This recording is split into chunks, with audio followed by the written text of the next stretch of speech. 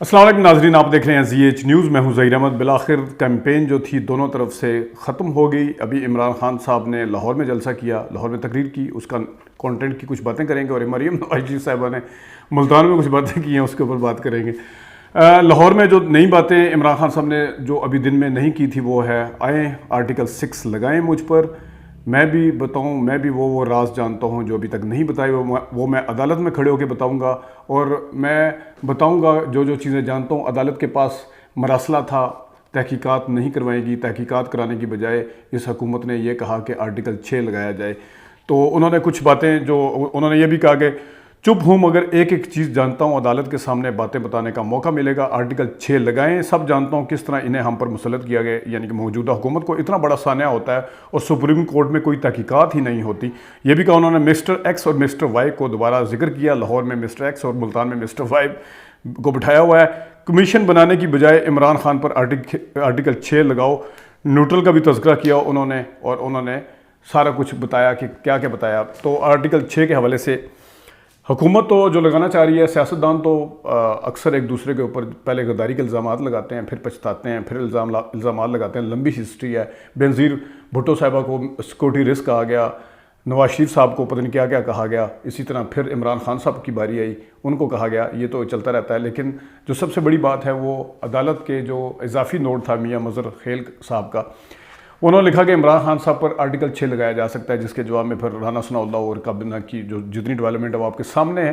لیکن میں عدالت کے حوالے سے صرف ایک بات کرنا چاہتا ہوں کہ عملی طور پر یہ تو ایک رولنگ پاس ہوئی تھی ڈپٹی اسپیکر نے جو کی تھی. عملی طور پر جب آئین کو توڑا گیا، اس آئین کو توڑنے کے نتیجے میں ڈکٹیٹرز کی حکومت آئی اور وہ اپنی مرضی سے حکومتیں وہ چلاتے رہے.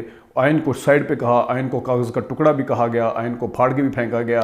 اور عملی طور پر اتنے عرصے تک جب ڈکٹیٹرز نے حکومتیں کی، اس کو کس طرح جسٹیفائی کرتی رہی ہے سپریم کورٹ. یہ لمبی ہسٹری ہے. اس کے اوپر میں مثالیں دے کے آپ کو بتاؤں گا کہ جب پھر ان کو نظر ثانی کا کہا گیا کہ یہ آئین سے ماروا قدم اٹھایا گیا ہے، تو اس کو کس طرح جسٹیفیکیشن دی گئی، کس طرح نظریہ ضرورت نکالا گیا. عدالتوں کی ایک ہسٹری ہے، اس کے اوپر بات کریں گے. ان کے گناہوں کے اوپر اگر کہنا چاہیے کس طرح پردہ ڈالا گیا اور کس طرح اس کو قانونی شکل دینے کی کوشش کی گئی، کس طرح پی سی او ججز اور ایل ایف او اور پتہ نہیں، یہ لمبا ایک ہے، اس کی پوری ہسٹری ہے. تو اضافی نوٹ لکھنے والے جج صاحب کو وہ چیزیں ذرا مد نظر رکھنی چاہیے تھی. اس کے بعد کسی سیاسی لیڈر کے اوپر اس طرح کا ریکمنڈیشن کے لیے اضافی نوٹ لکھنا چاہیے تھا.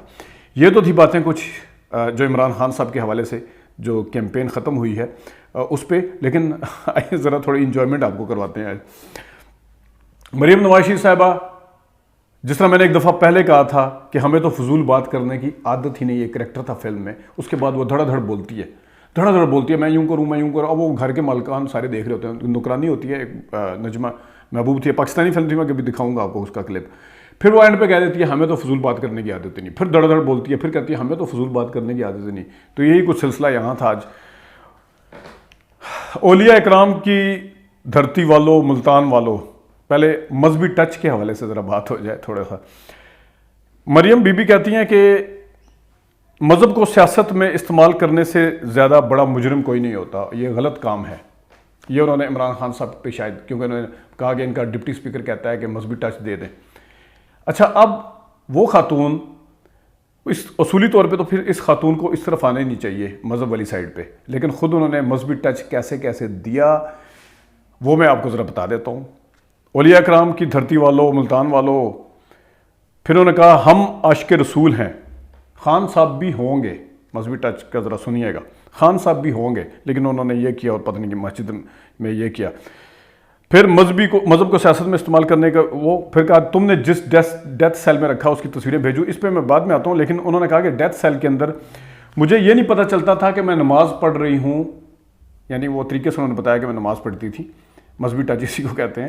میں نماز پڑھ رہی ہوں، مجھے یہ نہیں پتہ چلتا تھا کہ میں کمرے کے اندر نماز پڑھ رہی ہوں یا میں واش روم میں نماز پڑھ رہی ہوں. کیا وہاں اندھیرا تھا یا واش روم اور کمرہ ایک تھا، اس کی کوئی سمجھ نہیں آئی. اگر تو اندھیرا تھا تو آگے جا کے انہوں نے خود کہا کہ میں قرآن بھی پڑھتی تھی. تو جب قرآن کے لفظ دیکھنے کے لیے آپ کو پتہ ہے وہ عام کمرہ جو ہے وہ پہلے نظر آتا ہے، الفاظ جو ہیں قرآن کے اس کے لیے زیادہ نظر کا استعمال ہوتا ہے. اگر اندھیرا تھا تو وہ قرآن کیسے پڑھتی تھیں؟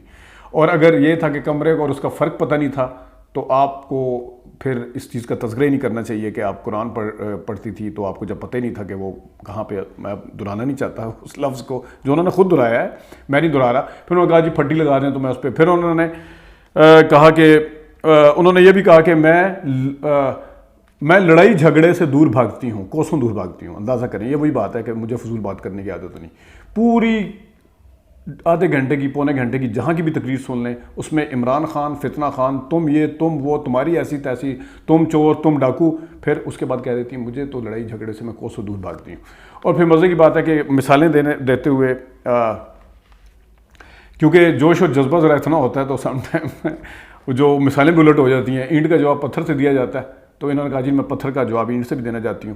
انہوں نے کہا جی منی گالا کو بنی گالا بنا دیا. کہنا یہ تھا کہ بنی گالا کو منی گالا بنا دیا، انہوں نے کہا منی گالا کو بنی گالا بنا دیا انہوں نے. تو یہ ہے وہ جوش اور جذبہ، یہ ہے وہ تقریر جس کے حوالے سے آج کیمپین جو ہے وہ اپنے اختتام کو پہنچی ہے. 17 جولائی کے الیکشن کے حوالے سے مطلب ہے گالیاں اور بدتمیزیوں اور پتہ نہیں کس چیز کے اوپر. ایک بات جو انہوں نے کی میں یہاں پہ مس کر گیا ہوں، 90 کی دہائی. انہوں نے کہا جی 90 کی دہائی میں آپ بہت چھوٹے تھے. ملتان کو مخاطب کر کے کہا ہے کہ 90 کی دہائی میں آپ یا تو تھے ہی نہیں یعنی پیدا نہیں ہوئے تھے یا بہت چھوٹے ہوں گے. آپ کو نہیں پتا کہ نواز شریف نے کیا کیا خدمتیں کی ہیں. جی بالکل ہمیں پتہ ہے نواز شریف نے 90 کی دہائی میں کیسی کیسی خدمتیں کی ہیں، ہمیں پتہ ہے. 90 کی دہائی میں چھانگا مانگا 80 کی دہائی کے آخر میں اور 90 کی دہائی میں چھانگا مانگا کہاں سے شروع ہوا. ووٹ لوٹے خریدنے کی جو رسم ہے وہ سب سے پہلے کہاں کس نے ڈالی وہ ہمیں پتہ ہے کس نے ڈالی. وہ آپ صحیح کہہ رہی ہیں کہ ان کو نہیں پتہ جو آپ کے سامنے بیٹھے ہوئے تھے جن کو آسانی سے بیوقوف بنایا جا سکتا ہے. پہلی دفعہ چھانگا مانگا، لوٹے خریدے گئے. یہ جو سندھ ہاؤس والی ایپیسوڈ ابھی ہوئی تھی، مری کے اندر لوٹے رکھے گئے، چھانگا مانگا میں جا کے خرید و فروخت ہوئی. کتنے کروڑوں کتنے اربوں کی اس وقت خرید و فروخت ہوئی. 90 کی دہائی میں نواز شریف صاحب نے کیا کیا کیا ہمیں پتہ ہے. ہمیں پتہ ہے اداروں کو کس طریقے سے کرپٹ کیا گیا. ہمیں پتہ ہے، تاریخ جانتی ہے، سامنے واضح مثالیں ہیں کہ ججوں کو ملک قیوم جیسے کو کیسے کیسے فون کر کے مجبور کیا گیا کہ فیصلے ہمارے پسند کے کروائے جائیں. کیسے کیسے ججوں کو بریف کیس دیے گئے، کیسے کیسے ججوں کو نوازا گیا، کیسے کیسے سپریم کورٹ کے اوپر حملہ پریکٹیکلی ہوا. یہ ہمیں پتہ ہے، یہ سب کو پتہ ہے. وہ جو سامنے بیٹھے تھے وہ واقعی چھوٹے تھے. یہی خدمت ہے اور یہی وہ خدمت ہے جس میں 2006 میں چارٹ آف ڈیموکریسی جب ہوا تو معافیاں مانگے گی کہ ہم نے 90 کی دہائی میں کیا کیا. خود آپ کے والد اور محترمہ بینظیر بھٹو صاحبہ اور زرداری صاحب جس زمانے کی معافیاں مانگتے ہیں کہ ہم نے ایک دوسرے کی لیگ پولنگ کی، ہم نے ایک دوسرے کو گالیاں نکالی، ہم نے ایک دوسرے کے اوپر غلط قسم کے الزامات لگائے، ہم نے ایک دوسرے کی ماں بہن ایک کی اس زمانے میں، اس کے اوپر وہ خود شرمندہ ہیں. اور آپ کہہ رہی ہیں کہ 90 کی دہائی میں آپ چھوٹے تھے، آپ کو نہیں پتا کہ ہم نے کیا کیا خدمت کیا. یہ ہے وہ خدمت جو یہ تاریخ بھری ہوئی ہے. میں نے کچھ مثالیں دی ہیں. پولیس سائیڈ پہ رکھیں، چھوڑیں. ایک آرمی چیف کو گاڑی کی چابی کیسے پیش کی گئی تھی اور آرمی چیف نے لینے سے انکار کیا تھا، یہ 90 کی دہائی میں ہوا. ججوں کے حوالے سے میں آپ کو بتا چکا ہوں. اس کے حوالے سے تفصیلی ویڈیو بھی بنائیں گے کہ 90 کی دہائی میں تھا کیا، وہ کون سی اور خدمتیں ہیں جو میں آپ کو نہیں بتا سکا وہ بھی آپ کو بتائیں گے. ابھی تک کے لیے اتنی اجازت دیجیے. اللہ حافظ.